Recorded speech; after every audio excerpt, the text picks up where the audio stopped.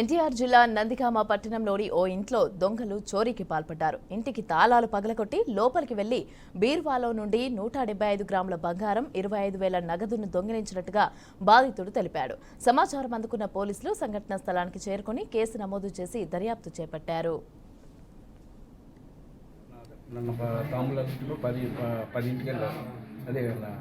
తాంబూలాలు పసిపోకం కట్టని పోయారు వీళ్ళు అంతా. అక్కడ పోయాక ఫోన్ చేసి 2 అయింది విజయవాడ పోయారు. ఆడ నుంచి వచ్చే తెల్లారి అక్కడ పనుకొని పనుకొని పొద్దున్న 8:30కి వచ్చాం. ఈరోజు గేటు తాళం తీసాక బయట గేటు అది తీసాక 7కి వచ్చి తలుపులు తీసేవాళ్ళు అన్నీ చూస్తే బీరువాలు అన్నీ తెచ్చుకొని అది ఏం బాటిల్ అని ఆరాలు మొత్తం పోయినాయి. అది 175 గ్రాములు నక్లెస్ కానీ మొత్తం ఒక క్యాష్ ఎంత పోయిందండి? 25. ఈ బంగారం ఖరీదు ఎంత ఉంటుంది? 25 బాబాయ్.